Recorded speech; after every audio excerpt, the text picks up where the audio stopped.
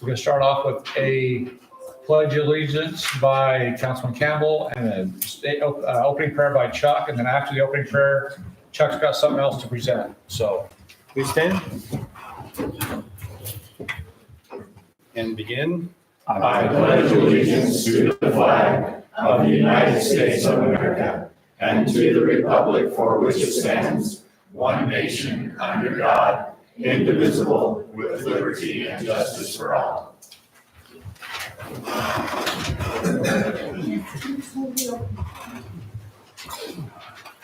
Our Heavenly Father, we come to you this waning evening in the days of summer in this great city to ask a blessing on all those who are assembled here, a blessing on this great country.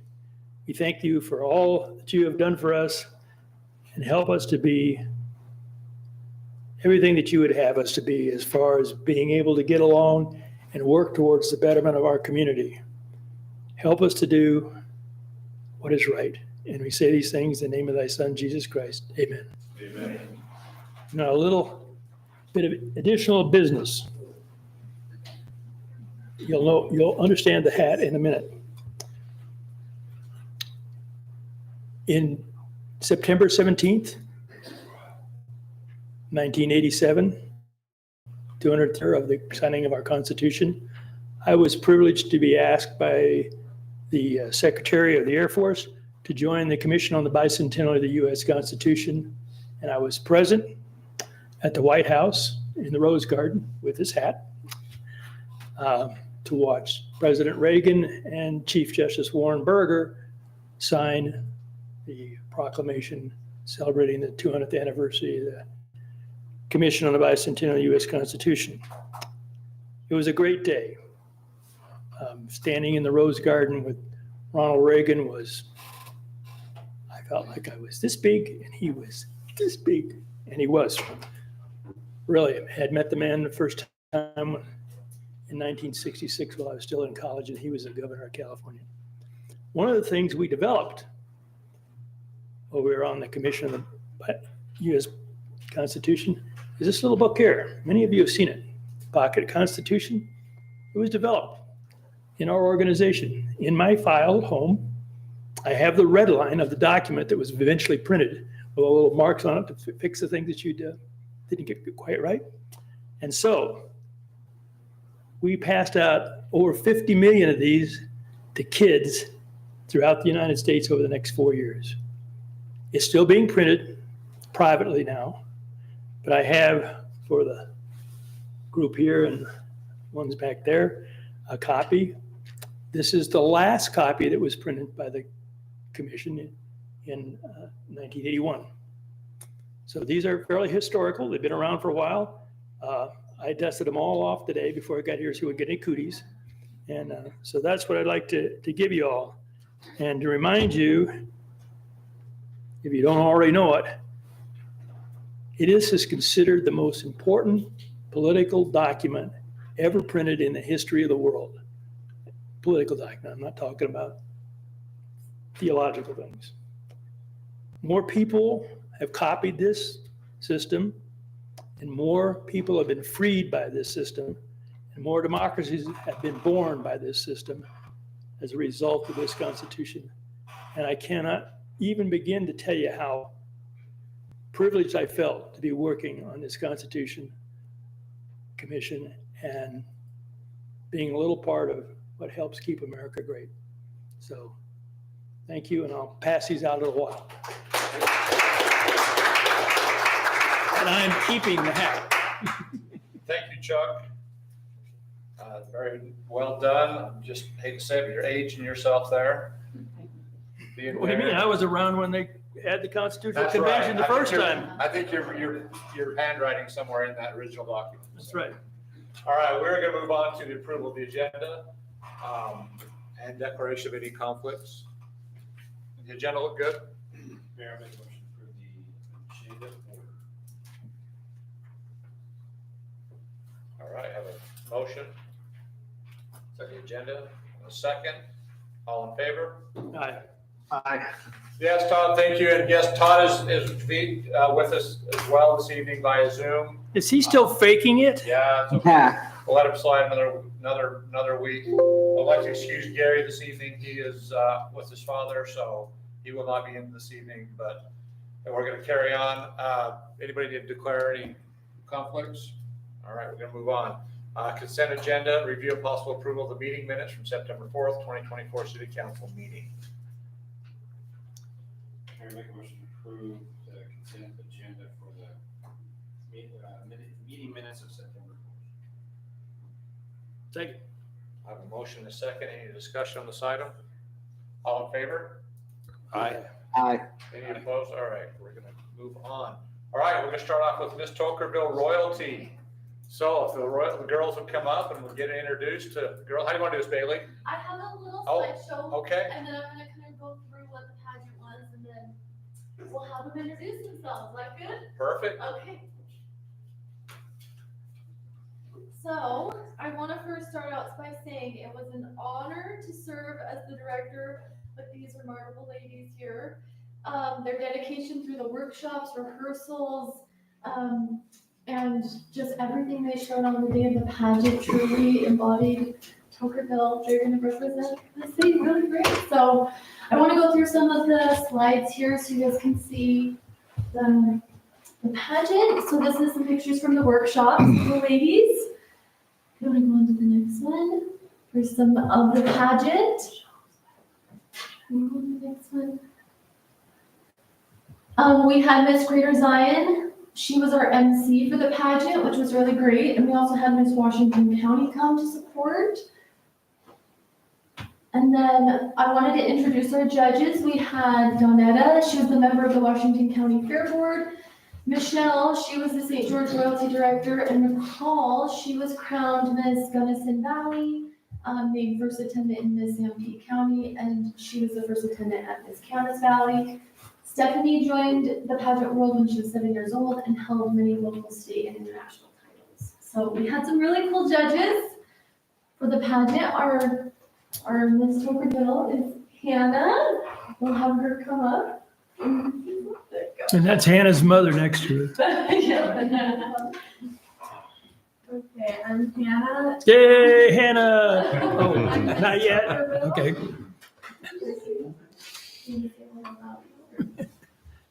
Chuck's my dad.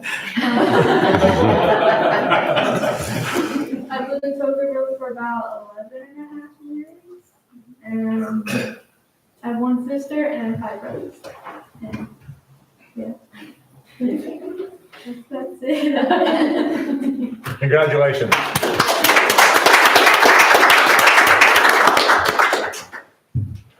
Attendant Cheryl Hood. I'm Sharon Higby, and I'm first attendant.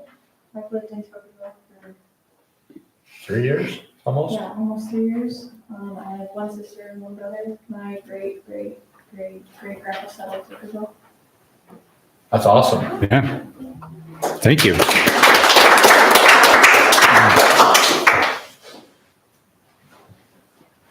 I'm Riley Jones, and I was second attendant.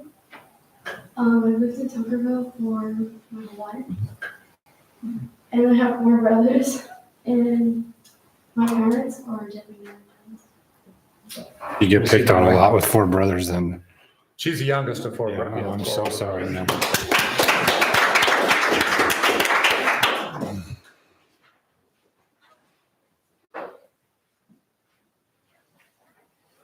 I'm Mackenzie Higby. I'm third attendant.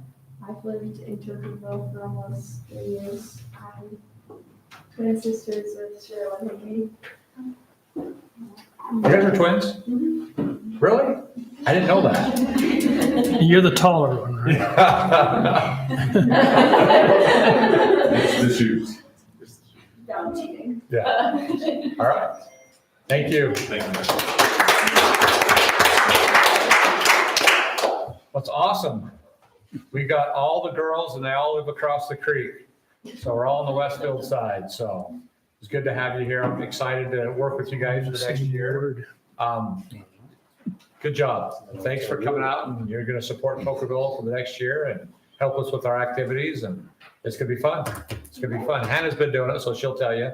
So, all right. Yes, thank you for having us. You're welcome. Thanks for coming, ladies. You can stay if you want, but if you want to go, I'm not gonna hold that against you either, so.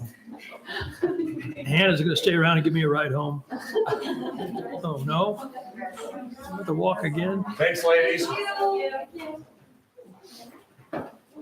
Can you believe it? All right, we have a presentation by Intermountain Healthcare. We have Jolene Jacobson here, plus we've got a few other, we have Cindy Gilbert, and we've got Krista Hinton is here as well. Okay, perfect.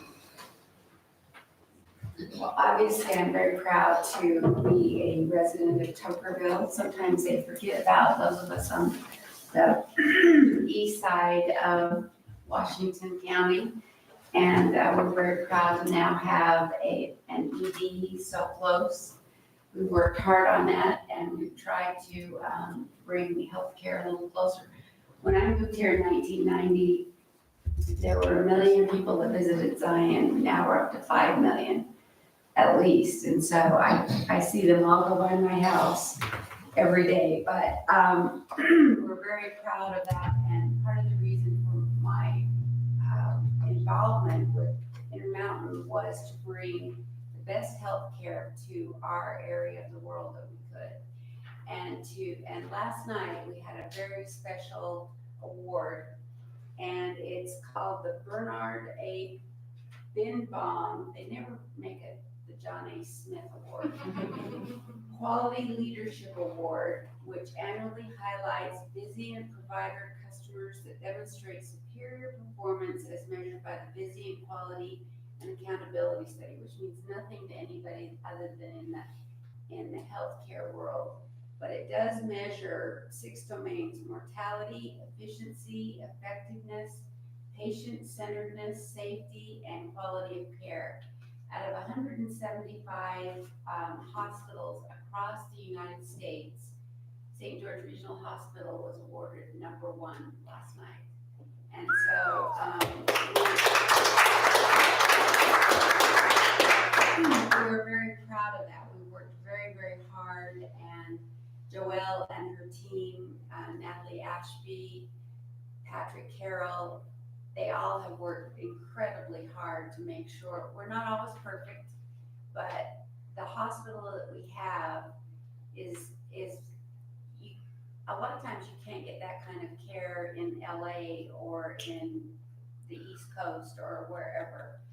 The things that we have here are just amazing. And so I'm very proud of that. I've served on this board for 29 years, and since that time, we've gotten like a hyperbaric chamber, life flight helicopter, cardiothoracic surgery, the spine surgery, all of the things that in a town and an area the size of ours would not be possible. And so it's the good people that serve us, including you, that helped us win this award. So we're very, very proud of that. So we have so I brought that up, give it back so I don't break it. So I'm joking. Yeah, it looks heavy. We don't get to But, keep it? like I say, that's a very difficult task to get, but we're very proud to have that. So anyway, who has, are you the clicker? Or you're clicking? Okay, we go to the next.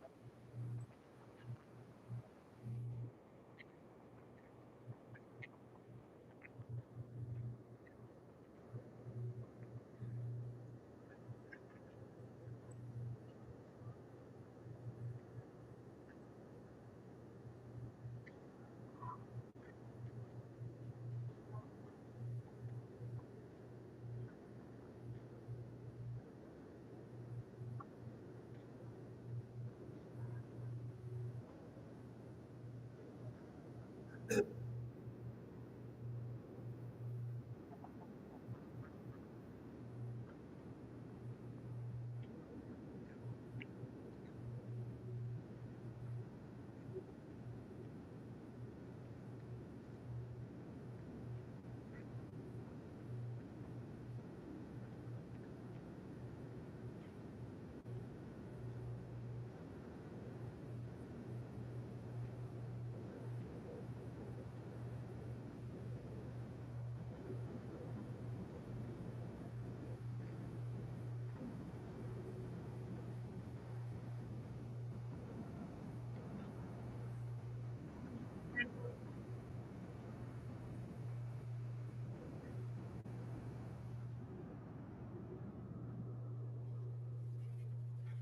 we keep changing, as you can see, we're growing. We now have the Hurricane ED. We've surpassed what has happened there. They anticipated 20 visits per day, and they're at least 30 per day. I think it's a nice secret that nobody knows about. So I don't know that I want to tell a whole lot of people because it's nice not to have to stand in line or wait for an appointment. But now there will be one at exit 2 by Desert Color.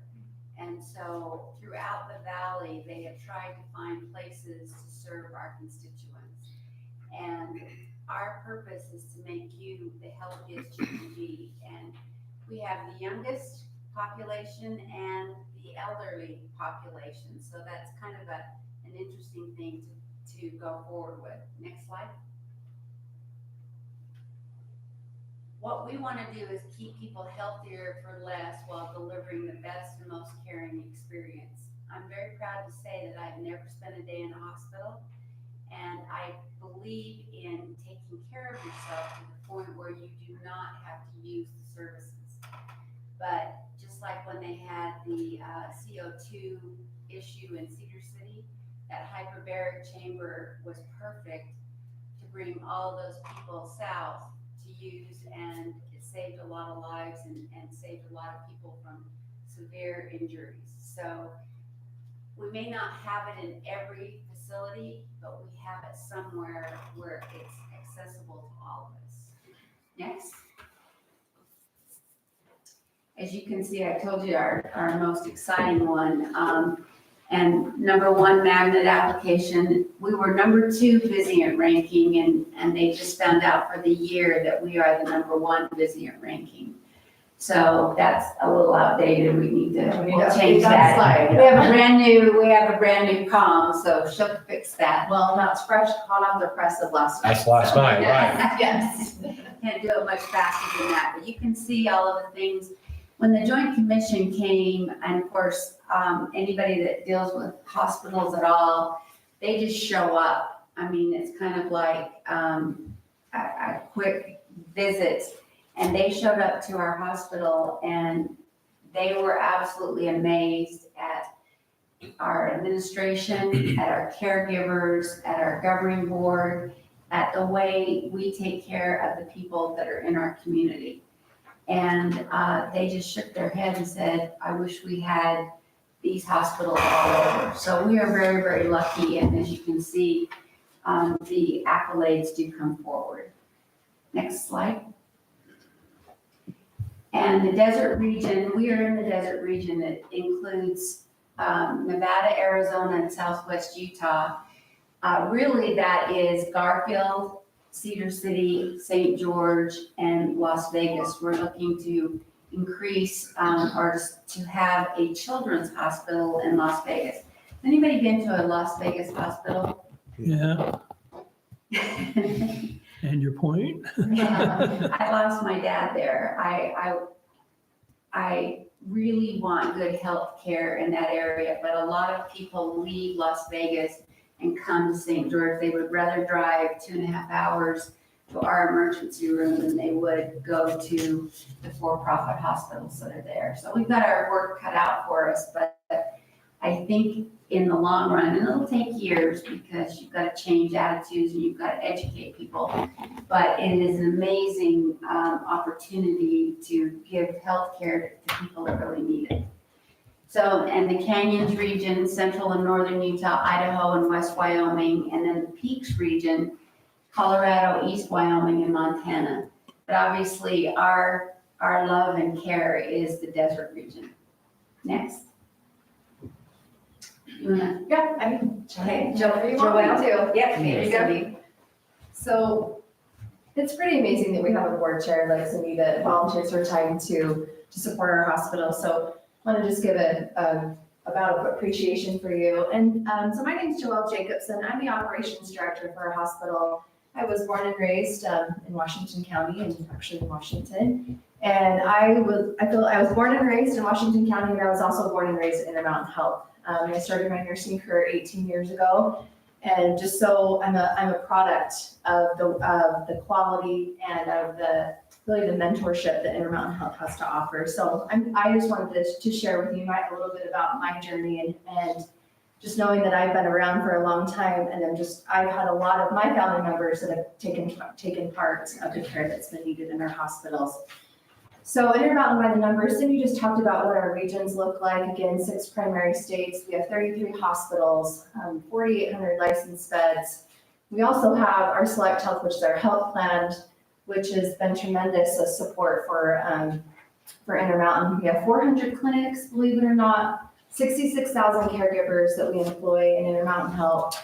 And as we look at what that looks like with our 5,000 employed physicians, that also looks at total revenue of $16 billion. So I wanted to talk a little bit about that as we look at, that's a pretty large number there. And what does that mean for us? We're actually a not-for-profit institution, so all of the revenue, the earnings that we have from our hospital, they go back into the community. We're able to build the Hurricane ED. We're able to build the Desert Color ED. And so I think that's really important. And again, as we look at of how we're investing in the community, we know how important healthcare is to all of you. And so that's something that we're committed to in this community. So next slide. We actually have this handout for you. Krista brought that. It just shares a little bit more about St. George Regional Hospital. We've been around a while, just looking at what that looks like for inpatient admissions. This was for 2023, 19,000 inpatient admissions, 19,430 admissions. That's a lot of people that we care for. We just recently added some licensed beds. We have 300 licensed beds. The newest addition to our licensed beds was additional behavioral health beds. We were able to add 8 additional beds to meet the needs of the community. And we're still seeing quite a bit of births, believe it or not, in our community as well. The next slide. This is what our leadership team looks like. And I wanted, again, send greetings from our president, Natalie Ashby. You saw her on the video today. Dr. Patrick Carroll, who's our medical director. Our chief nursing officer is Ruben Evans. Mark Evans, we have 2 Evans, and believe it or not, Ruben Evans' dad's name is Mark Evans, but they shop to work together. And myself as the operations director. And we really couldn't do it without the help of our board. We rely heavily on the volunteer work that our board of trustees brings to our facility, and they're heavily involved. And we're just so grateful for the support that they give to us. And again, they help us make these decisions of what's best for the organization to help us within the community. So next slide. So as we've looked at needs of the community, as I was talking about, Intermountain has done a community health needs assessment. I think this is really important for all of you to understand. What we've found in our research is we have 3 areas that we're addressing. Number 1 is improving mental well-being. I think all of us have been affected by a loved one with some sort of behavioral health condition or depression, or maybe we know someone that we've lost by suicide.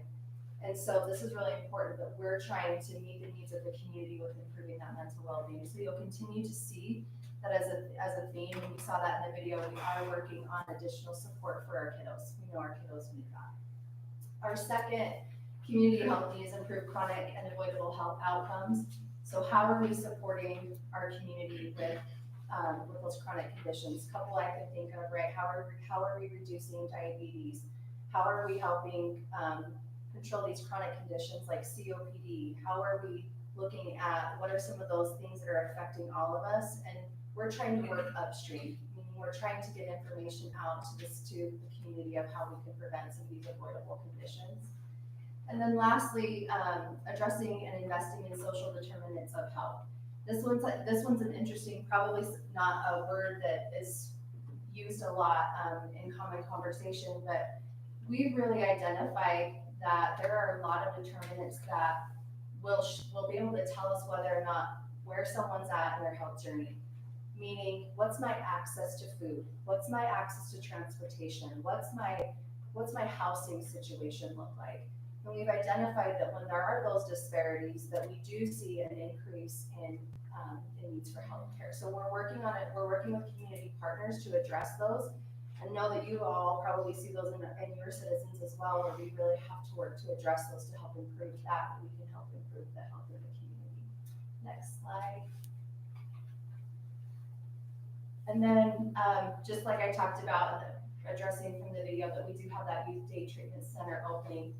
We're hoping it's November, it might be December, but that is something that we are very passionate about, that we're gonna be able to help our young people who are in crisis. So next slide. Wanted just to share with you our gift to the community. So as I talked about us being a not-for-profit organization, the estimated property taxes that we would pay based on our revenue would be roughly $4 million in property taxes. But if we are to look at what the gift that we actually give back to the community, it far exceeds out of $22 million. So we take pride in that, of knowing that we are a big part of the community and how we can give back. And so you can kind of see, again, what that looks like to have a not-for-profit healthcare system in our community. And then I think we're almost done on our slides. We've got a few more. And then just additional gifts to the community. The community service and education, we provide funds for clinics serving underserved population, like family health would be one of those that we help support, and then health professional education as well we support. Next slide. And then again, this is the cash donations that we've been able to give to our community groups. You can see there's quite a large list, but a very influential list of, we know that there's a large outreach that we can't provide, that our community partners can, as we support cash donations to these different organizations. Next slide. And just want to thank all of you, and thank you for your time today. It's an honor and a privilege to be a part of this community, and we would love to take any questions or any feedback you have for us, or we're just grateful to be here. Yes. I'll just give you a little feedback. I've been in your facility several times, not by choice, but anyway, the treatment has been excellent. And the latest one was about 4 months ago. My 5-year-old fell out of the top bunk bed and decided to rip off most of his nose and put a tooth right through his lip. And we took him to the new hospital in Hurricane at about 2:00 in the morning. We were the only people in there. And we couldn't, I had to fight them off the stick to keep the people from helping. They were everywhere. And there was a doctor in there who knew exactly what he was doing and had him all stitched up and put back together in no time. And the little guy didn't cry hardly at all. From the treatment was so good, and put the needles all in the right places, and it worked great. Thank you. So glad you had a beautiful facility. Yeah. I wanted to stay overnight, but they wouldn't let me. All right, anything else? Thank you. Yes, very much. Thank you very much. Thanks for coming again. I love when you guys come every year. Appreciate it. We're happy to be here. All right, we are going to move on to our Hurricane Valley Fire. Joe, you have Marlon come up, so we'll throw the rock to him, or?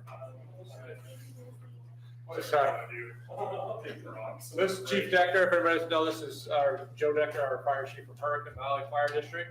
He is here to talk about the budget and our proposed, how we're gonna fund for the next year or two. Go ahead, Joe. Okay, good evening, Mayor and Council. First, I want to just do a quick kind of run report for you guys so you can know. Total for the year, we're running about 4,350 calls at the end of August. We're on track for about 23% over last year, which is just nuts. Last year was 13% over the year before, so the growth is just tremendous on us and what's going on. And last year we ran more calls with about a 15% reduction in budget. So we're running pretty thin, we're running slim, we're streamlined, we're doing the best we can to maintain the level of service we are at today on the funds that we're at. So that will kind of lead us into why we're here, right? Mayor Sipp has asked me to come and just give a quick discussion about what the district is looking at doing this year. We have, for the last 2 years, I've spent most of January and part of February at the legislation trying to change some codes. So we are eligible to charge a sales tax to spread the cost of our service onto tourism. That is one thing. One of the very first things I got to sit through is when I came to work for Hurricane Valley with their last group of taxation. And we heard very loud and clear that our citizens want tourism to help pay for that. They do, but I can honestly tell you by numbers, they impact our organization by about 37% for what we do. So like I said, I've spent the last 2 years that legislation trying to get that changed. We got it changed once. We're able to bring it back. It just didn't quite fit the county's needs at the county tax, so it did not go through. We spent last year changing that to what we needed, and we made it all the way through the Senate committee hearings, and we never made it on the floor of the Senate for a vote. I'm not going to go into why, but we have been told that if we make the push again this year, it will make it through. So that's what we're planning. The reason why we're holding a truth in taxation is we are at a point that we do not have the funds to maintain another year of service at the current level we are.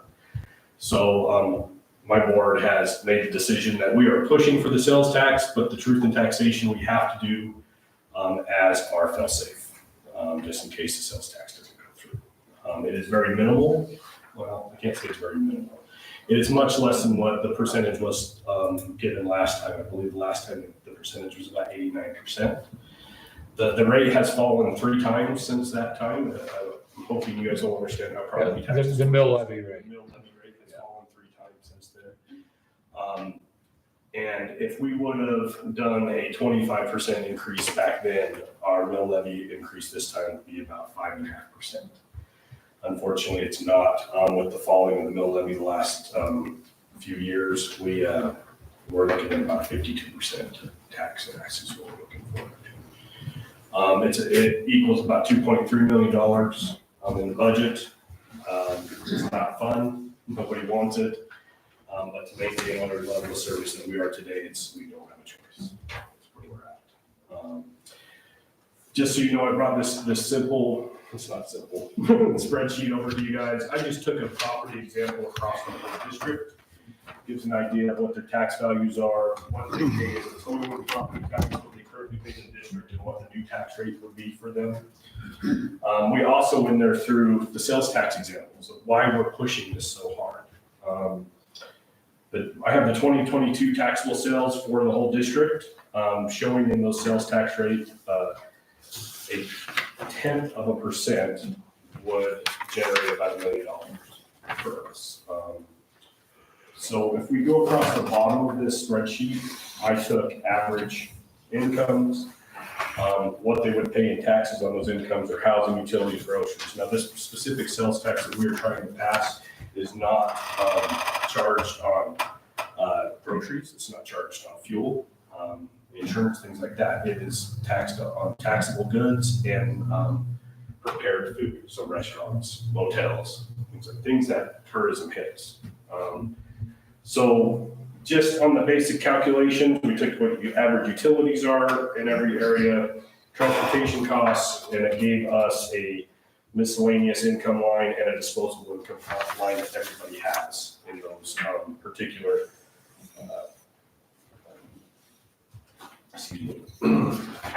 income brackets. And to reach some of these numbers at the bottom, you see the asterisk, the estimated sales tax at 0.7 of a penny, 0.7%.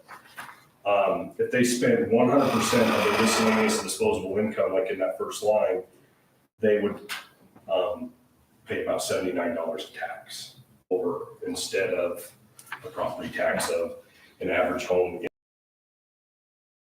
third line down where they're paying $370. So it would be a huge decrease for our tax that they would pay. We just shift it to a sales tax to provide a bigger pot for the service. So let me stop you right there. So the plan is do a truth in taxation this fall that doesn't go into effect until 25. Correct. In the meantime, if we get the state to approve our sales tax increase, we get the sales tax and that'll start kicking in about June. Depends on when it gets, depends on how Right. fast they get signed in the state. After it goes, we would probably see money in the area of July or August area next year. So, and then come the end of 25, we could reduce property tax. Absolutely. Instead of going to the 50% increase, we're gonna drop it by 50%. Could be.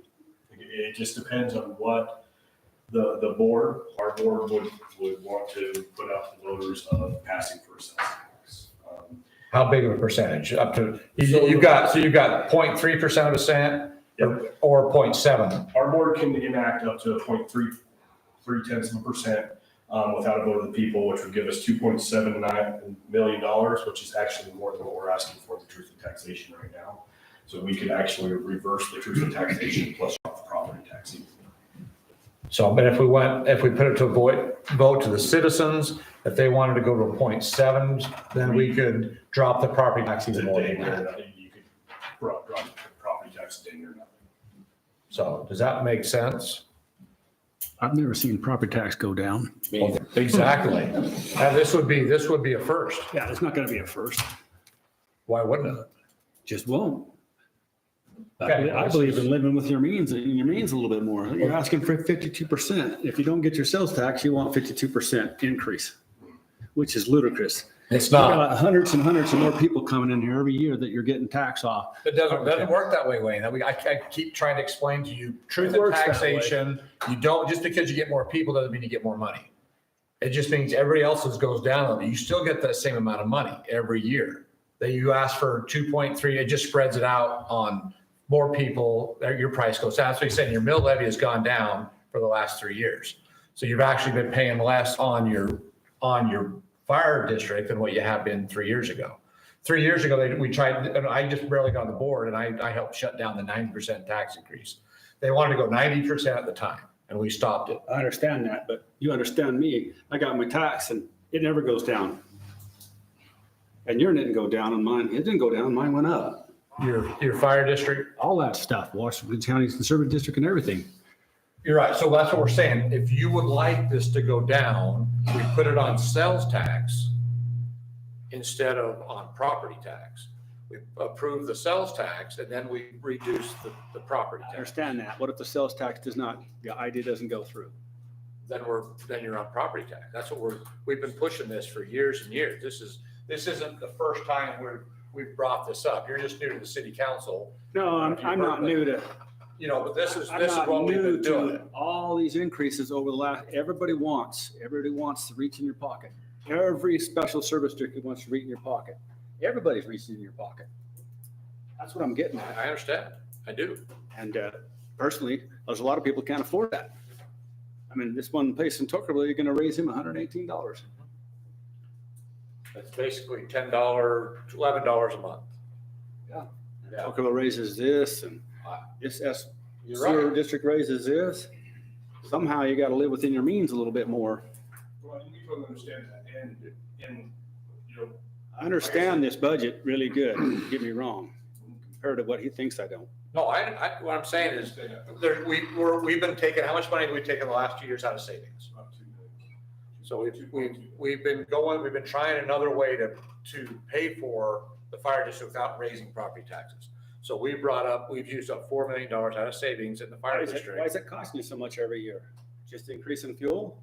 Fuel, Wages Wages across the board. When you continually see an increase of 10 to 20% in call volume every year, it's just like inflation with everything else, right? I mean, if I'm budgeting fuel for 4,000 calls and I get 5,300, obviously, it's gonna hit me in my fuel, it's gonna hit me in my wages, it's gonna hit me in my benefits for my people. I mean, we're getting hit with inflation just like everybody else is. I totally understand, trust me, as a taxpayer. I haven't had a raise in 10 years, man. You guys get something every year. They don't get something every year. There's been a few years they haven't gotten anything. I will honestly say that our paramedics are the lowest paid paramedics in the county. You know, it's, I don't like where we're at. I came in the middle of this. I didn't know where we were going when I got hired on. I didn't know what was happening. I kind of got hit at the same time Mayor said I got hit with all of this.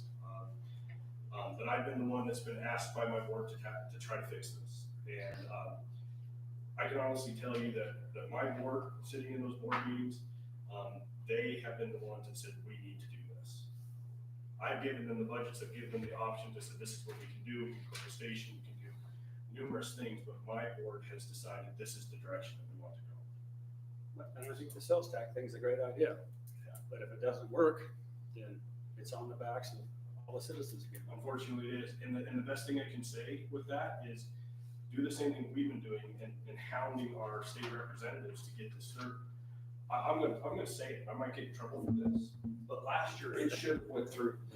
It didn't go through because politics came in at its finest at the state capitol last year. And it's bull crap. And I almost said a bad word there, but I didn't. It's okay, you're gonna be an election year now, we don't know where we're gonna go now. You know. I'm telling you. And I think there's been enough pressure between representatives I know. I've been in the game a long time in city management, the whole work, so I know a lot of people in the state. Our county commissioners have been involved a little bit. Our board has been tremendously involved in this. And we have been told, of course, I've heard this before, but we've been promised it's gonna make it through this year. I don't think our board wants to hold the breath and hope that it does. And we've gotta have a backup plan. You know, I just don't want to contribute to unaffordable Utah anymore. and I totally understand. I really do. But we want to give you the best service that we possibly can at the cheapest price, and that's what we're trying to do. When I took over, our budget was quite a bit more than what it is today, and I've shaved a lot out of it without cutting services. But we're just at a point now that vehicles are falling apart, road engines and ambulances, things like that are happening, and we, I've got nowhere else to scrape, unless we lay off employees, close stations, that's what we're doing. So. Any questions? What's the biggest part of your budget, Chief? The personnel? He's up on the team. Oh my God. That's Todd. I'm gonna That's say- Todd. I'm trying to figure that one out too. It's personnel is always the biggest part of our budget. It is a huge portion of it. So I mean, and one of the issues with wages, working conditions, and benefits is that you train up good employees, and a lot of them end up going to different agencies because they pay more and better benefits, things like that. So part of this budget increase is a way to maintain the good employees that you have. Is that correct? Absolutely, it is. We're not looking at bringing any more numbers on than what we are today. We're looking at trying to fill that hole in our budget and bring our paramedics up to be at least in the range of everybody else in the county and the area. Yeah, so they don't leave and go to another department where they can make more. Correct.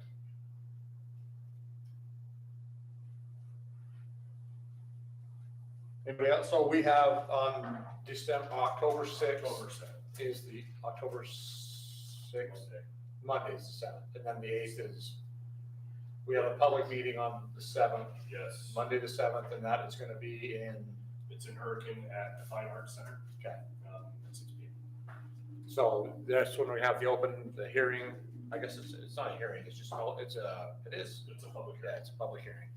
Public hearing to discuss this and hear everybody from the public, then come in and present their ideas and questions, and then the plan is the county commission is gonna be here on the 8th. We'll have another meeting on the 8th, or is I that think changed? I think the county commission's gonna be at the public hearing. I know they'll be there, Our yeah, board will be on the 8th. to decide. To make Yeah. a decision to either make the decision to push it up to the county commission or not. Okay. So, And county commission is the one that actually, yeah, the way that our district is set up, the county commission is the ultimate tax authority. So our board can recommend to them, but they cannot change the levy, only the county commission. So it's actually up to the county commission to pass the taxation. So, okay. Any other questions on the fire district presentation? Good luck. Oh, yeah. I feel free, I mean, my office is open, I'll tell you right now, I'm a busy person. It's open to anybody that would like to come in, sit down, go. I'm happy to discuss any of this stuff with you. I've got great staff. Merlin, I believe, comes to your guys' meeting all the time. I try to make my rounds to all the meetings, so I serve 7 cities and the county commission, so I try to make that. But if I'm not there, I've got Deputy Chief Furley that's sitting here. He's very capable of it, or Deputy Chief Wright is my other one. He'd be more than happy to answer some questions for you. So, How'd your 9/11 presentation go? You have a good. went really well. We had a very upsetting situation with our flag. I saw that just as I was leaving. But we're gonna get it repaired and we're gonna do it again, but thank you so much for the rivet. We actually put it in a little display case. It's actually in our front office in a display case. Means well. So Chuck donated a rivet from the World Trade Center and a certificate and everything for the fire district. So it's on display over there. And we're very appreciative to Chuck for that. So. Yeah. Hyperlaser. Okay. All right. Thank you, Chief Decker. Things they worked on. All right, we're gonna move on to our Toccoa Parkway update. Darren, what do we have going on? Hopefully some good stuff. Did a picture. So we do have some good things going on. Essentially, Ben and I, we met with with UDOT and other people to talk about what it's going to take to get this parkway open and where we're going from here. Firstly, if you go to she's already there. The additional right-of-way that's required. We talked a little bit about the right-of-way. We talked about the jurisdictional transfer and what that's going to take from UDOT. So as we spoke about that, we talked about exactly what's needed there for the four lanes of travel and additional build of the actual parkway UDOT is requiring with that. So with that, we've talked about where we are with legal descriptions from all 3 different property owners, where we're at on requiring those right-of-ways and that property that we need for those. We're talking about the things that we need to have for like deeds also, and then also we'll need to work on that with the signature from the 3 property owners to give those additional rights of way essentially there. I don't know if you had anything else. Okay. Let's go to the next slide.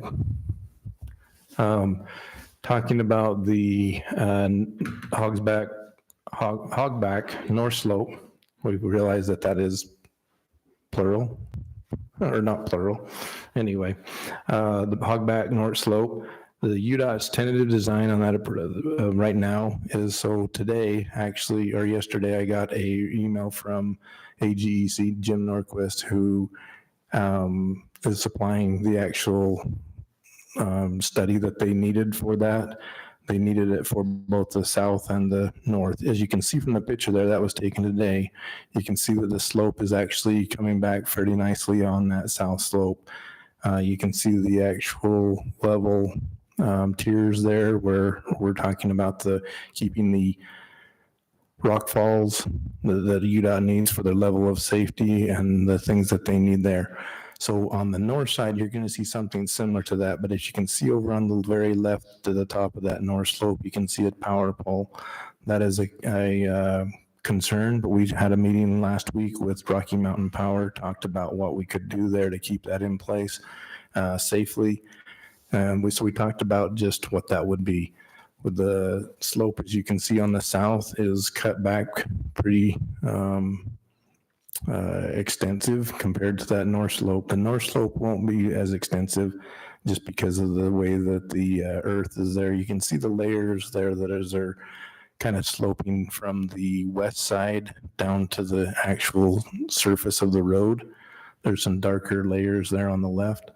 And so with that, the recommendation from AGEC, who we've hired, has made recommendation to UDOT, and we're waiting on UDOT to say, and their geotechnical engineers. So we believe that he has sent that to UDOT for their approval of that whole deal. The change order with JP that we're anticipating would be that 10/2 meeting.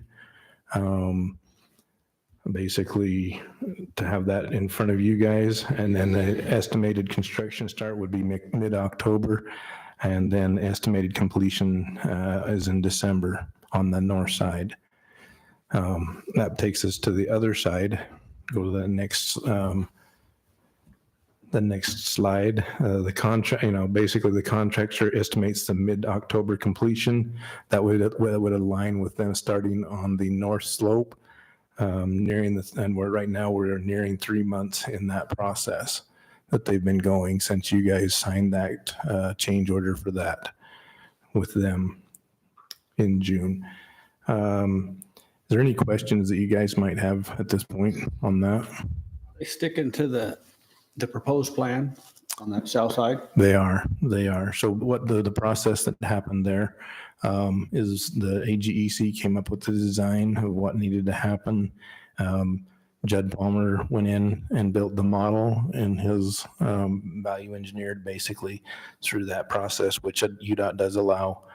And they essentially came and so they're building that, and that's what that change order was that you guys signed in June, late June, I believe it was. Was that right, Jay-Z? Am I wrong? Yeah. In your last meeting in June. And so they've been moving forward with that since that date. So they've sloped it off in the gravel. Right. They've cut on a half to one. Yeah. So They're going those to come out 20 feet and then slope down, right? correct. Looks like it's like 40 feet. Depending on which tier you're at, they've got to obviously do some of them are too steep. That bottom tier where you can see the bottom track hoe, that's got a slope at a better slope. That's actually going to go back to the top. So they're not complete. They've still got a month or a little over a month. They're saying about 4 weeks. I'm not sure that they're going to be that quick. So the first bench coming off the vertical, that's supposed to be 20 feet, and then it's supposed to slope off from there. I'm not sure if it's changed? supposed to be 20 feet exactly. That's what the proposal was. For his proposal. On the, actually, it was more of, I'd have to review that with Jim. I can't remember the actual, the drawings, the red line. I don't know if it was 20-foot increments on the flat or if it was more. Foot bench for rockfall. And it's probably a little more. So like you're seeing right there, like you're saying, is probably closer to 40, but they still need to slope that lower tier more to one. I think it was 1.5 to 1 on the top ones, and then it's going to be That's a half to one, and then they go the one right. off. Well, looks like to me you've got 2 layers of lava there, but I couldn't tell you. a lot of rock. And yeah, they have a lot of rock. So up on top, up on the racetrack, they're actually crushing up there on top mostly. Most of the materials going up there. They're, obviously they have a contract to get rid of the material with the city. So they're doing that as well. They're not just taking. I've seen trucks going other places. They got the 2 crushers down the bottom, plus they got a crusher on top. Yeah. And yeah, most of the stuff that's going to the top is bigger rocks, and they're crushing. They're trying to keep the dust down the best they can. And you can't really see it in that photo, but there to the top left, there is actually water they're dumping on as much as we can. JD's actually saying, geesh, it's hard keeping our tank full over there in Trail Ridge all the time. So they are putting as much water as they can at this point in time. So what's on that? One thing I had is that, and it's really not about the construction, but 5:45 this morning, I think they started chipping rock. You'd probably hear it better than me, but I heard it all the way at my house, 5:45 this morning. Doesn't bother me in my house, but I'm sure that the residents on Tokerville Heights and Joy can- Creek probably have some issues. Yeah, we can make some, we actually have a construction meeting tomorrow. Has not been canceled, Chuck. So, if not, I will get with, Mike, their superintendent. They've been really responsive. GP's and top notch. Yeah, I'm sure they are, just to make, Basically just everything from traffic control to, we had some issues there that they, as soon as they knew about it, they dealt with it super quick. Within a few hours, it was fixed and back to safety. So all I'll need to do is just give Mike a call. If we don't meet, I'll call their superintendent tomorrow and say, hey, we need to not start that early. And I do believe we might have have, just been an isolated incident too or something, so Sure, it just, was another construction site somewhere. I know sometimes that noise carries, but it was that. Okay. yeah, gotcha. I will follow up with them tomorrow morning. oh, yeah. That wasn't yesterday, that was the day before. That was Tuesday. Oh, wait, that was yesterday. Okay, Daisy, can you go to that next? So this brings us to the sand pocket. Right now, we just received another letter from AGEC with the actual mitigation of that. He's proposing essentially in a Reader's Digest, the design and the report is complete. That is to UDOT as far as we know. I will verify that tomorrow or Friday. But basically, just a Reader's Digest version. They're going to pull out the dirt there, put larger rocks with a fabric behind it to control the erosion, and then but in preliminary discussions with UDOT, they are saying that they believe that would be acceptable. So that could be a fairly inexpensive way to keep on. So we are, we're pending UDOT's approval on that. The next one. Any other maybe questions? All right. Pending is basically the north and south tie-ins, and I'll talk a little bit about this, and we'll go to the next slide and just talk about some of the things there that actually relate to the north and south tie-ins. Basically, right there, JP has been asked to supply a traffic control plan on how those and the operations of how that tie-in is going to work. There's a couple of different things. I don't want to even speculate or say what they're going to do. It is up to them how they want to approach that. UDOT's told them that they cannot shut the traffic down completely. It's got to be flagged, or maybe even the stoplights or whatever that would need to be put in place there. Those automated stoplights that you see. There's that possibility. And so right now, you see there at the completion status of 0%. I forgot to mention that on the bottom of these slides, but this is roughly, and Ben and I were talking about this, as this was kind of a way to help you guys understand and ourselves to track where we are with these last few things to get this road open. The next slide talks about basically the obvious things, the manhole collars, water valve collars, that's basically bringing those up to grade, the finished grade asphalt, the lane striping and the signage. That's everything from the delineators to the speed limit signs, those types of things. Essentially, with that, that's kind of the things that are the last few things. We talked with you, as we talked in our discussions with UDOT. UDOT has pretty much said that they are not going to put another 2 inches of asphalt on this at this point in time. They would rather us just finish the road and get it open with the construction plans the way they are right now. They signed off on them, and they said that we will stand by our signatures. So with that, just the other few things that are kind of some things that are coming down the pipeline. The natural gas is coming down from the north. They are down into the subdivision now that we just saw today. So they've actually got through the parkway. They actually paralleled the asphalt for a little bit because of the right of way or the actual build out. Rocky Mountain Power is coming up from the south. You've already seen the conduits and vaults along the parkway. That will be as instrumental in two things: by getting power to the developers and for us to be able to put power to our pumps on the water tank.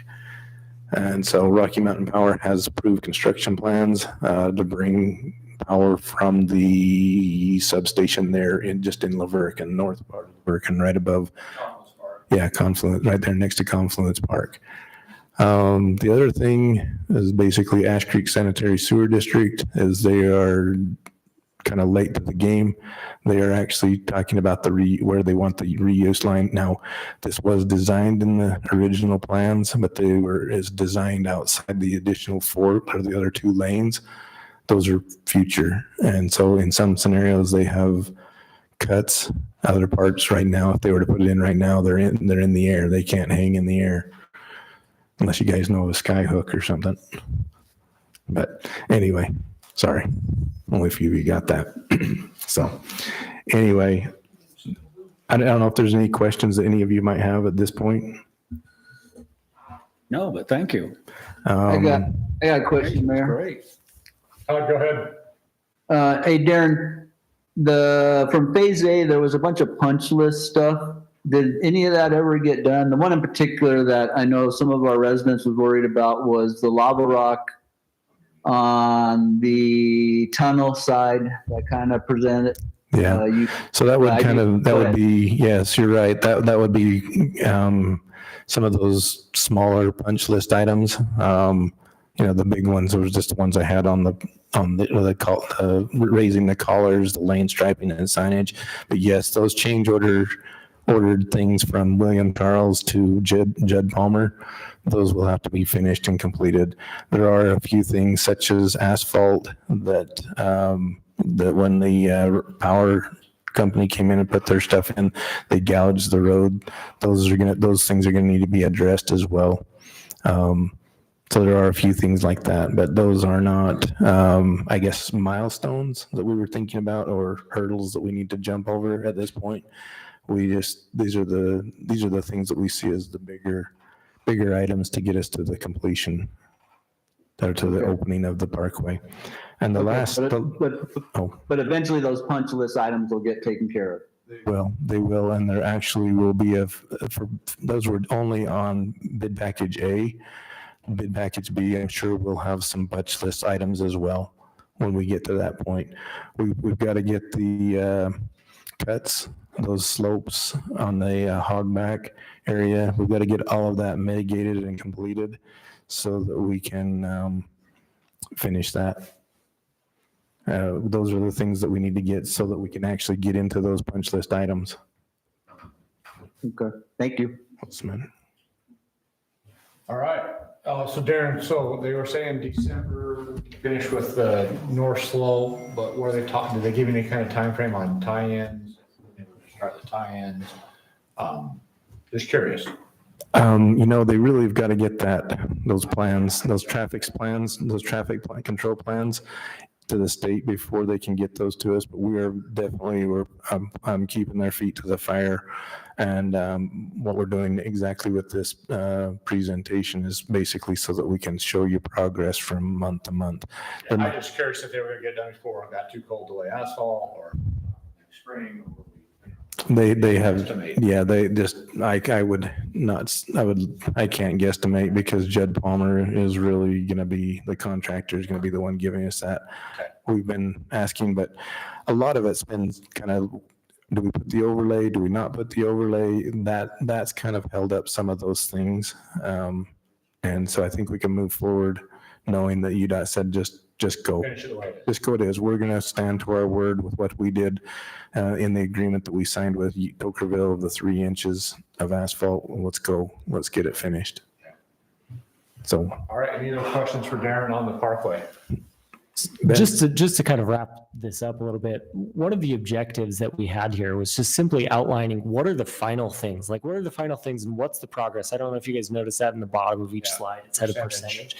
And basically what we want to do here is just simply report, we can be a little maybe quicker than tonight, but in every council meeting, just say how much percentage progress have we made? It's a little bit subjective. It's not exactly a science, but can we narrow down and can we work towards that final goal so that we're holding ourselves accountable, holding the contractor accountable? So that hopefully in every meeting we'll see this. We'll compare to the prior meeting and see what we've done in the last 2 weeks, essentially. Perfect, that's awesome. Yeah, more info the better. Yeah. I apologize for taking so much time. This is the first- Thank you. Great. I know. Ben will kick you next time if it takes too long. No. All right, we're gonna move into our public forum. This is where you can get up and discuss anything that's not on our agenda this evening. You have 3 minutes, and please state your name.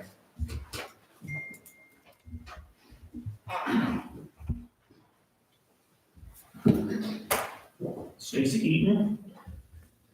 So with the road, I'm curious of who is going to be paying for the additional width to make 4 lanes. I know you've, in the building of the road, trespassed onto properties that aren't part of the right of way. So we got that, plus a couple of 100 feet, the length of the road. Who is going to be paying for that additional right of way? Is UDOT going to accept the road before you get that right of way?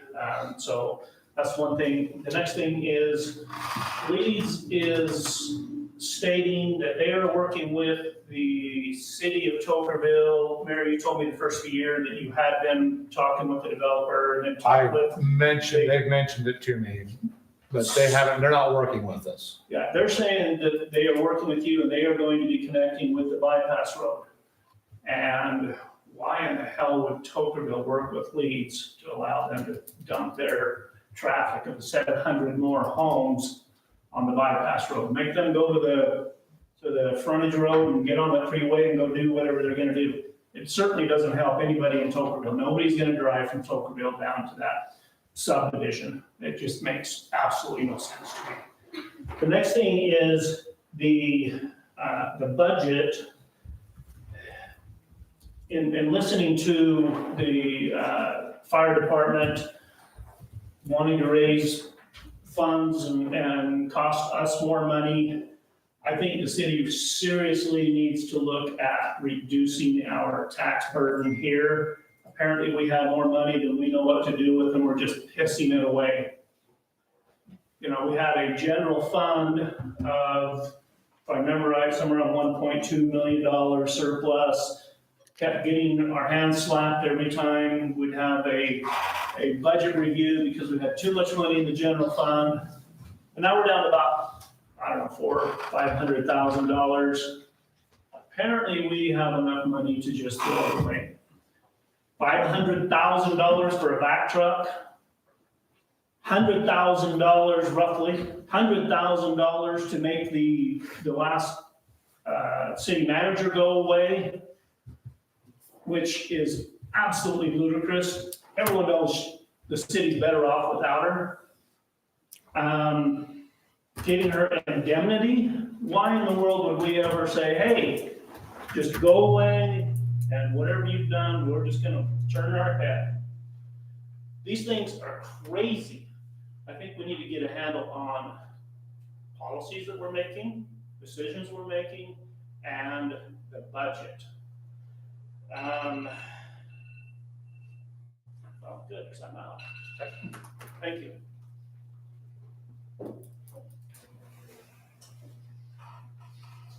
My name's Mike Walker. I live at 1881 Seven Seas Lane out in Anderson Junction.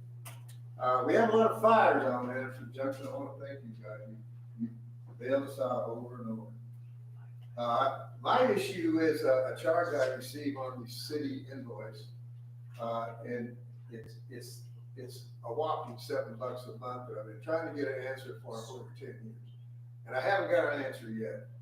And it's in regards to the charge of the maintenance and repairs and the upkeep on the water line. And I'm on a well, I don't receive water from the city. The well is owned and operated by Water Conservancy. The other issue is the charge of the sewer upkeep and maintenance. I'm not on the sewer line, I'm on a septic tank. And finally, it's in regards to the repairs on the street as a result of rainwater runoff damage. And the city refuses to provide that service because they say I'm on private property. And so that's fine. So why the $7? That's my question.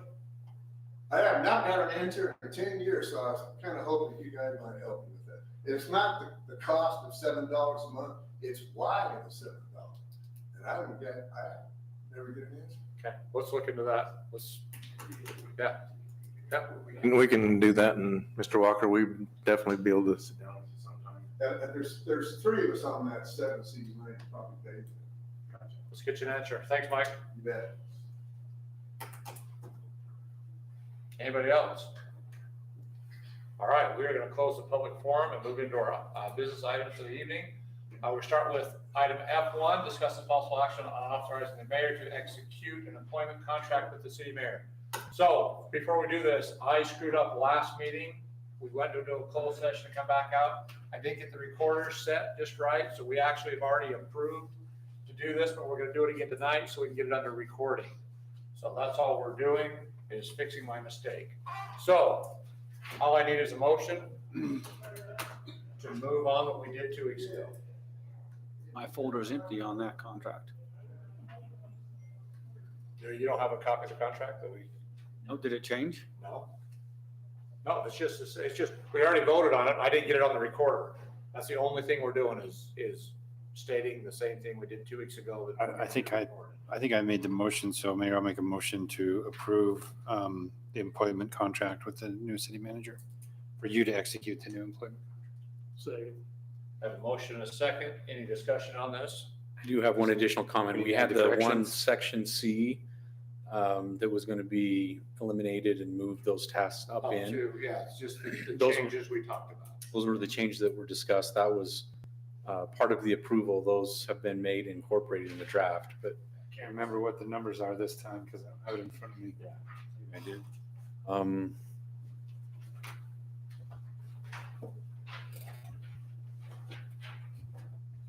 Related to excluded responsibilities, and we're essentially eliminating all excluded responsibilities.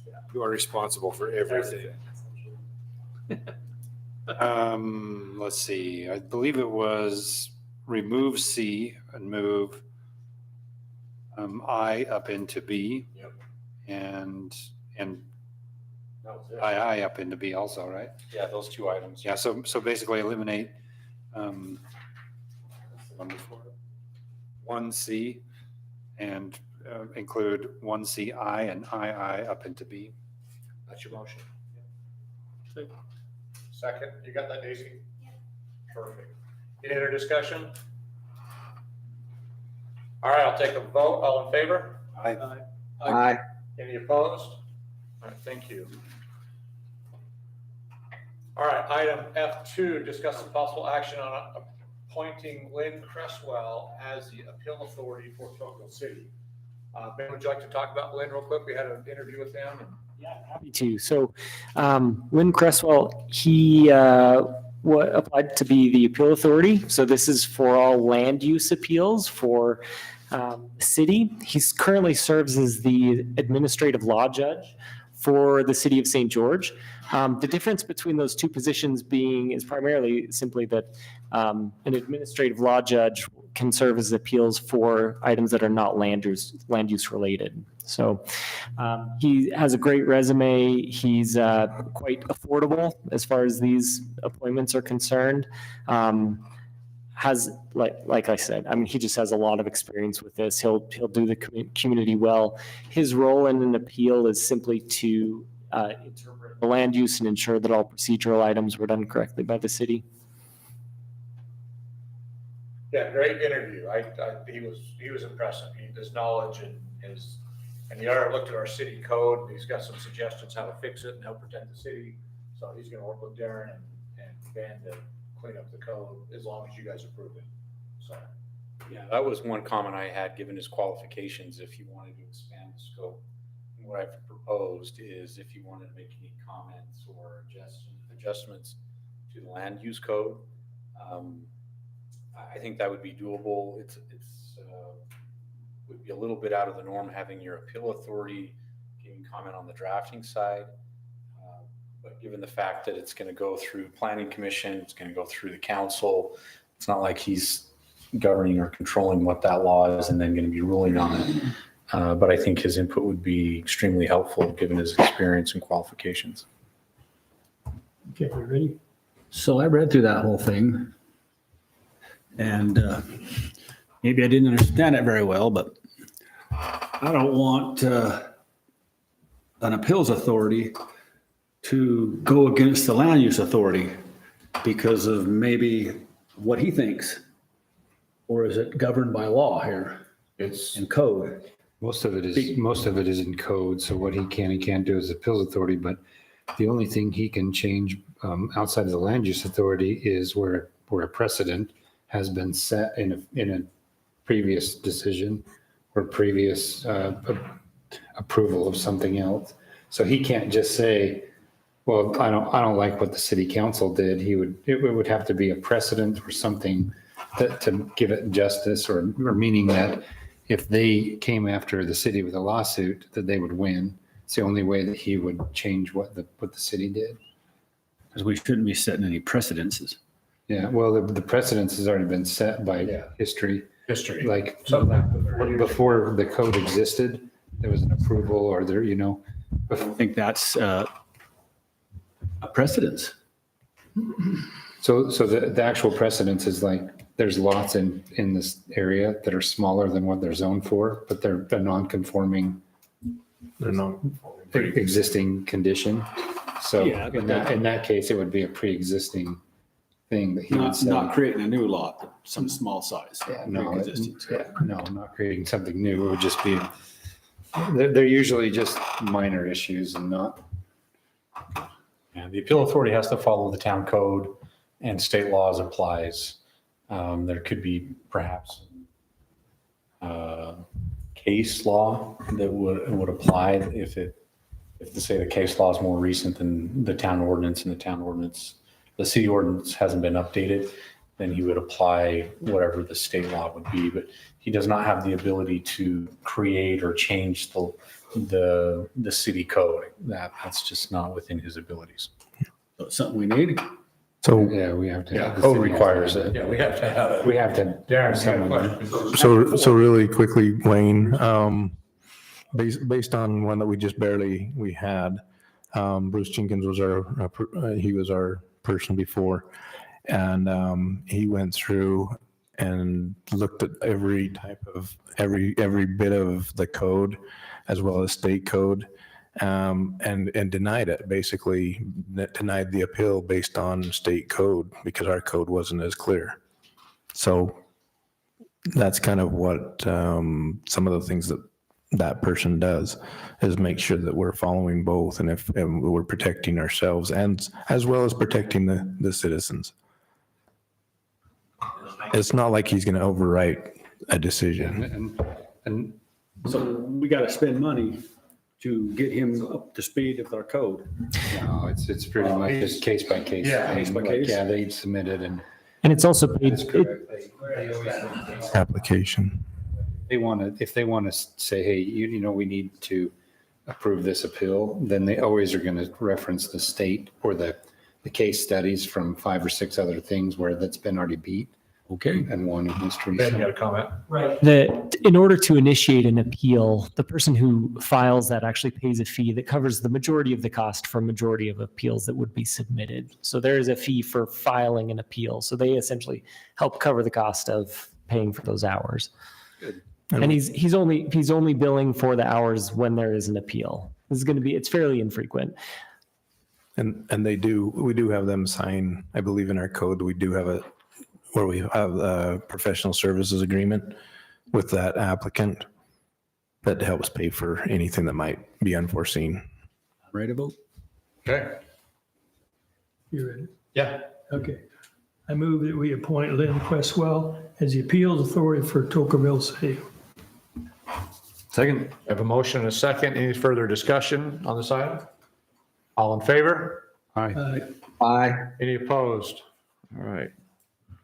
Move on to item F3, discuss and possible action on resolution 2024, appointing a new board of trustee to the Boulder Ridge Public Infrastructure District numbers 1 and 2. Matt, how are you? I'm good. How are you, Mayor? Good. Good. So this is a fairly straightforward request that we have for you tonight. The council will remember that a number of months ago, you approved the creation of the 2 PIDs in the Boulder Ridge area. One of the responsibilities of the city council going forward, now that those districts have been created, is that whenever a new trustee needs to be appointed to the boards, it's your responsibility and your authority to appoint that trustee. We are currently, just by way of update, starting the process of having PID number 1 issue bonds. We've had the initial board meeting of PID number 1. We've got it organized and operating. And so we're rolling forward, but there has become a need to replace one of the board members. And so we've presented you with the name and some information of an individual that has been nominated by the property owner to serve in that position. If appointed, they would just simply step into the shoes of the person that was previously appointed and fill the rest of that term. The person nominated is Stephanie Eves. She is a relative and of course in this capacity, agent of the property owner. The way this works under state law is the only people that are eligible to serve on these boards are either residents that live within the district or agents of the property owner. And so where we have no residents, the only people that are eligible is people representing the property owner. And so that's who we presented to you today. So that's the short version, but if you have any questions, I'd be happy to try and answer them. This seems really complicated. And I have a couple just issues or points to confirm. Sure. The trustee position, this is non-paid, correct? That's correct. In fact, under the state code, you cannot be paid as a trustee unless you are actually a resident. That's correct. I just want to verify that's not a paid position, so we're compliant there. What is, as counsel for the PID, in terms of asking the soon-to-be appointed trustee to fill out disclosure, the conflict, or maybe that's been done already? Do you know the status on that? It has not been done already, but that's something that we do in the normal course of working with our new board members. And so, Okay, as long as that disclosure is being made, that'd be great. Yep, and we'll keep that disclosure on file with the records of the PID, which is something that we maintain for them. So. Okay. All right, any other questions? Attorney Ants? Sorry, I called you Matt. It's okay. Yeah, I make a motion to approve appointing the new board member of trustee to the Ridge Public Infrastructure District numbers 1 and 2. I have a motion and a second. Any more discussion on this item? All in favor? Aye. Any opposed? All right, we are going to move on to business item F4, discuss the possible action on a final plat application submitted by Jerry Eves for Boulder Ridge Phase 1, tax ID number T30223212. Darren, everything looking good on this? Oh, Ben's gonna give you. Oh, perfect. Oh, I'm sorry. Never mind. Wrong one. I was looking at plans. I figured that was yours. Darren's area. Yeah. I jumped down one. You're down one, yes. Yeah. This is actually Emily. Oh, better yet. Yep. He'll probably have more for you too, but yeah, application is complete. Planning Commission recommended approval. The city engineer and land surveyor has already submitted all their red lines and they completed those. Construction drawings were actually signed today, finished and signed today, so. Yep. So, yeah, so just kind of an addition there. Essentially, we've got everything put together. We do, I believe the applicant is wanting to record the plat as soon as possible. So there will be a bond. We'll need to work with our attorney and all of that to get that in place. And then the signatures, make sure that everything is good and correct. We'll make sure that we have our city engineer / surveyor sign it. Ash Creek Sewer District, I've got to figure out what we're going to do there because usually they will not sign off until the infrastructure is in. But there's a few things there that we need to complete and finish, but they're very minor. And like I say, the actual final plat is pretty much ready to be signed. Great. Looking forward to seeing some dirt moving over there. Okay, any questions on this? Did you say dirt? Let's start moving dirt. Rocks? Yeah. Well, you know, we can always hope. Yes. We can always hope there's dirt in amongst the rocks. And Mayor, Darren made this point, but I just want to emphasize, they are coming in for final plat in a bond to get that approved rather than building out with the approved construction drawings. So this is outside the norm. The code does allow it, but it is outside the norm in terms of what the normal subdivision process has been. So we'll make sure from a staff standpoint that we're making sure everything's done and done properly. Perfect. All right, any other questions?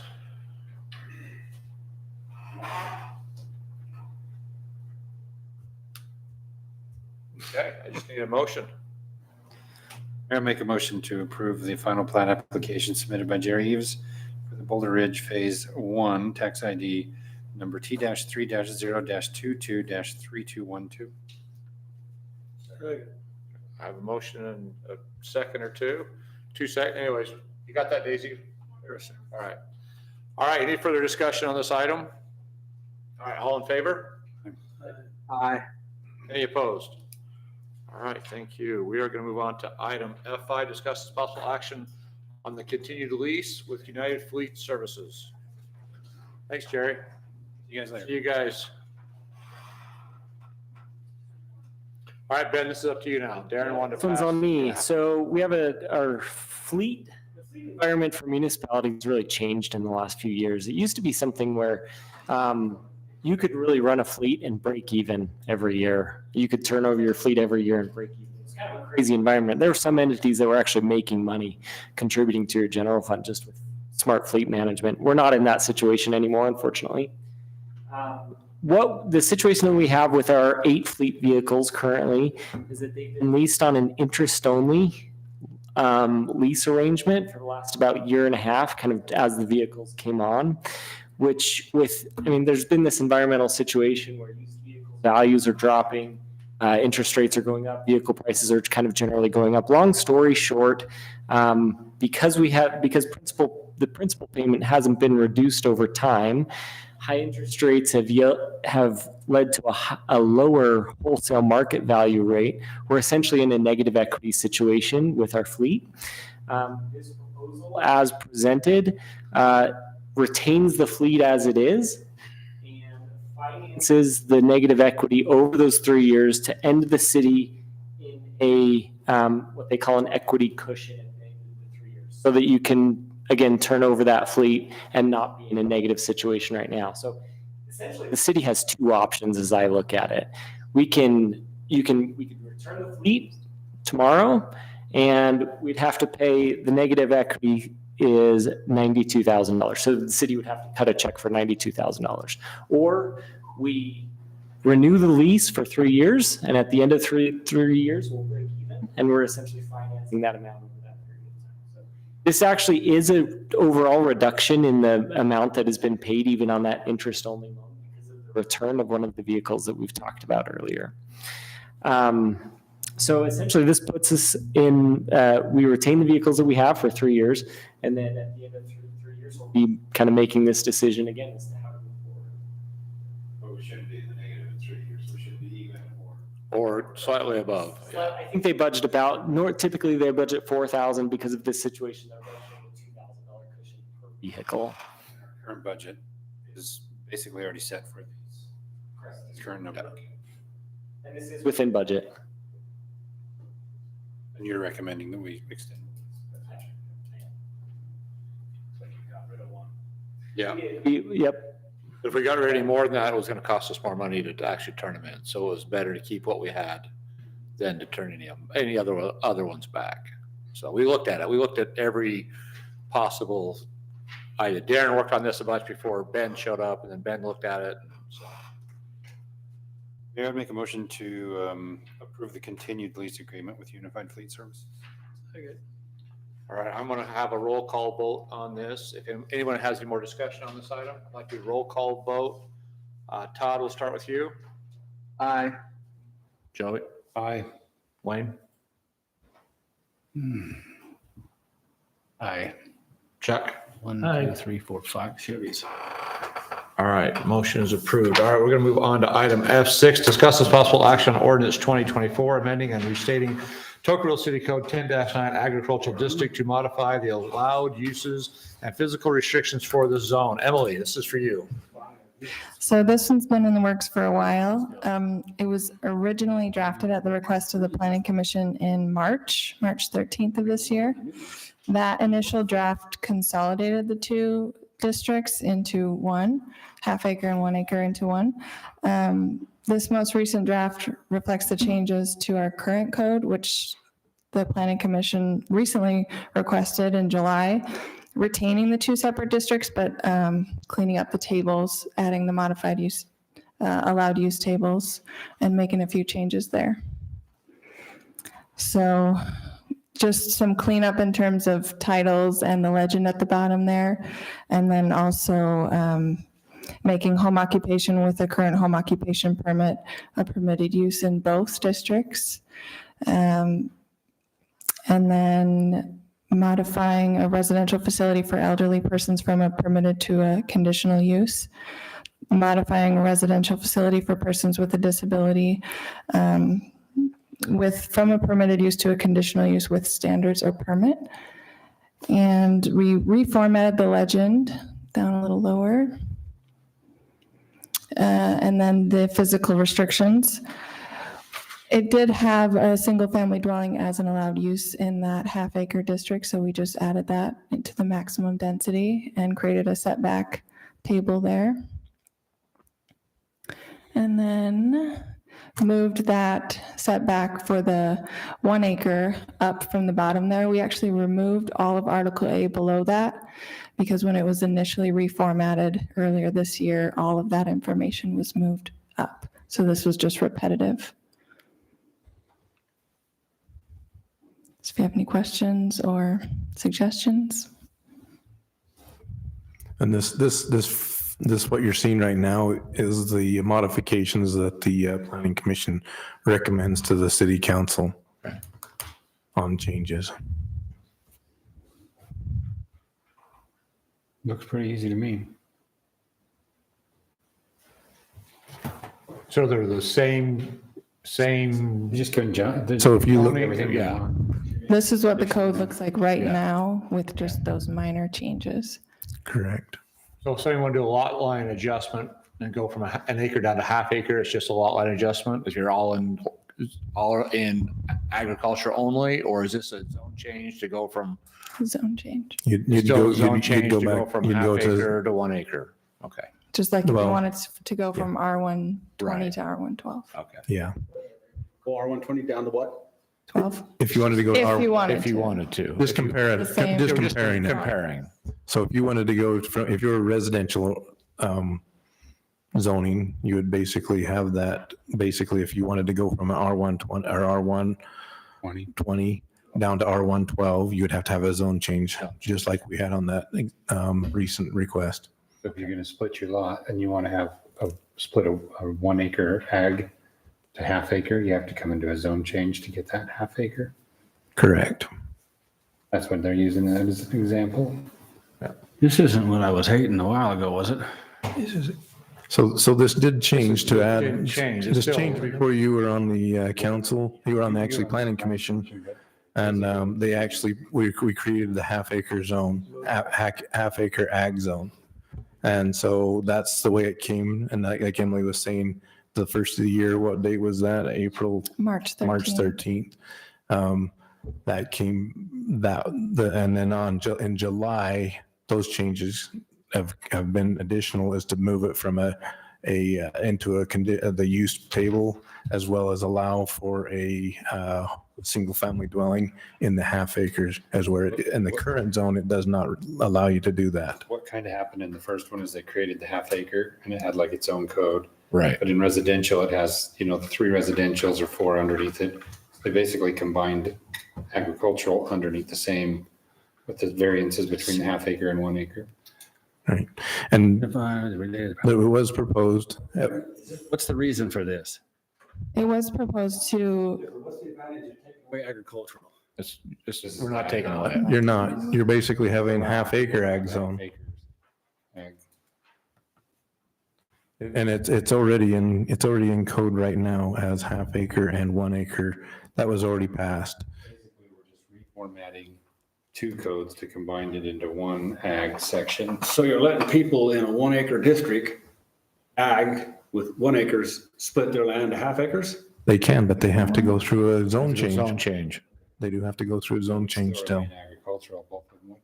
And- Or if they wanted to split one. Yeah, if they wanted to go to ag, R120. If they wanted to come ask for R120, it's up, yeah.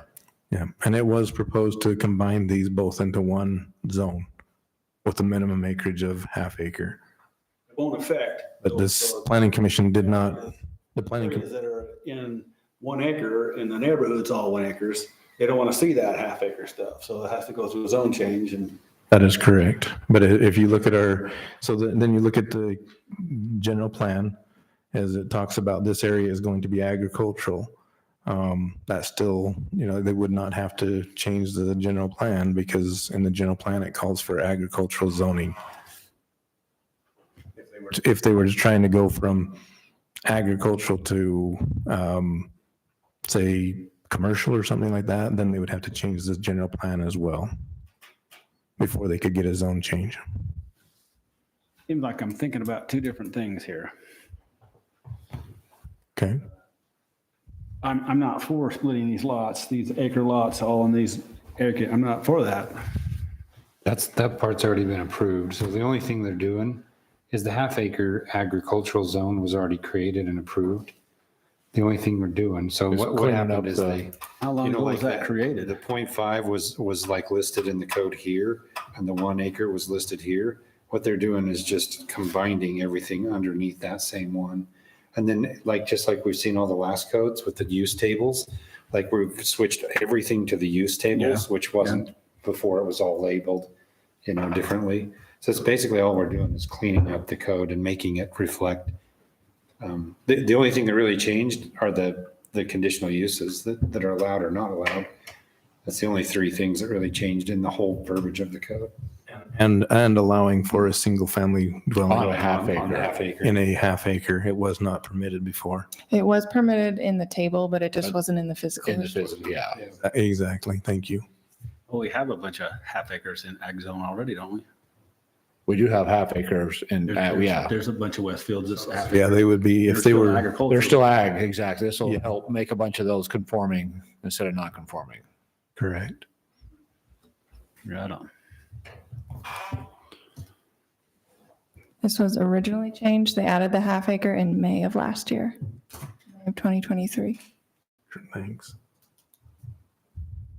Any more questions? No, I guess not. Is it your turn to I make a think I'm motion? thinking of something else here. What are you thinking of? Something came before me a couple months ago or 3 months ago. Splitting lots in acres.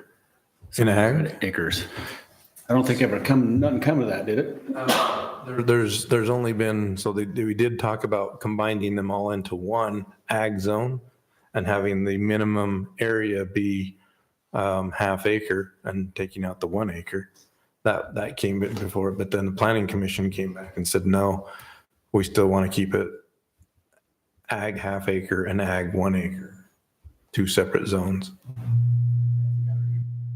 So that's what's before you tonight. That might be what's confusing you a little bit. Yes, Leave it like it was because it's not broken.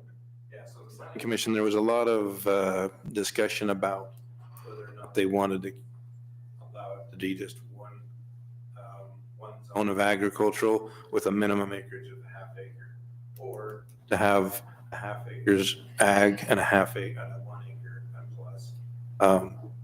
This is what we were talking about. Now, that's what they were talking about, correct? This protects the ability to have that zone change application, which gives the neighbors an opportunity to speak about it. Thank you. Okay, any other discussion on this item? Okay. I move that we adopt the amendments restating Tocqueville City Code 10-9 for agricultural districts as outlined by the Planning Commission and those who just spoke. All right, I have a motion. Second. Motion and a second. Any further discussion on this item? All in favor? Aye. Aye. Any opposed? All right, we are going to move into our calendar of events. We have fall cleanup, Monday, September 23rd through Wednesday, September 25th. The dumpsters will be down at the east side of the city park here on Center Street. So if you have stuff, we've had a lot of messes throughout town. The last few times we've had the dumpsters scattered through town. So this year we're going to try them all in one spot and we can keep our guys, hopefully the mess located to one spot. So that's what we're going to try this year. Our community readiness meeting is Thursday, October 10th, 2024 at 7 p.m. So that's what we have at this point. Anything else we need to talk about? And see, it's all our agenda. So if nobody has anything else, We need to talk about those. what do you got? Years ago, UDOT took the load rating on Old Church Road down to 23 tons. And now they took those signs down and replaced them with 80,000 pounds, 40 ton emergency vehicles. But he took down the commercial and so now you got Okay. cement trucks running over there and they're tandem, so they think they can run 80,000 across that bridge. So I talked to JD about that. Okay. And he didn't really have much to say. But I don't think you should have took down the load limit signs for commercial. Good. Because the way I read it, I got it, it just says emergency vehicle load ratings. So it doesn't apply to, it doesn't apply to commercial or anything else. So it's- Yeah, it's conflicting now. Okay, let's look into that. Yeah, if you want, let's, maybe Ben and I, there was an email sent out by UDOT. It says, yeah, UDOT themselves to death, emergency vehicle weight limits.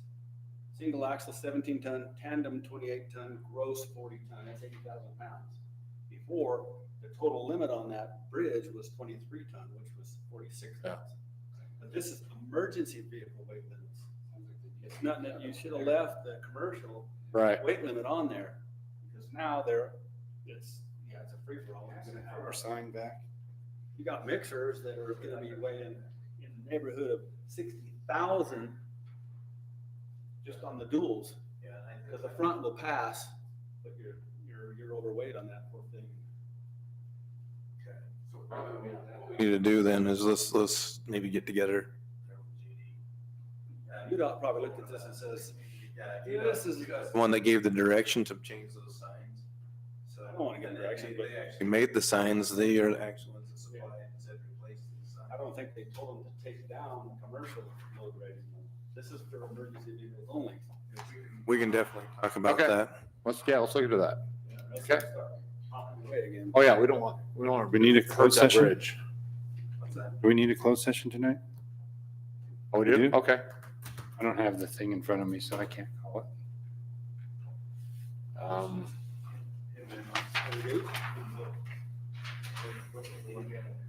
Wanna go? Get out. Yeah. Okay. Pending litigation. Pending litigation. Yeah. Okay. Yeah, this is actually kind of weird. That's not it. Should just be on the desktop. Mayor? Yes, Can you do- Tom. Can you do personnel too? Sure. I'll name them all. You gonna? There do you go. Name them all, right? Yeah. Or did we adjourn? No, we can't adjourn. We got to move into a closed session. Or you adjourn? So, yep. Thanks, Stacy. Motion that we go into closed session for discussion of character, professional competence, or physical and mental health of an individual. Strategy sessions to discuss collective bargaining. Strategy sessions to discuss pending and reasonably intimate litigation. Strategy sessions to discuss the purchase, exchange, and lease of real property, including any form of water right or water shares. Second. I have a motion and a second to move into close. Any discussion on this? All in favor? Aye. Okay, it's 7:45. We need a couple minutes break. Are you guys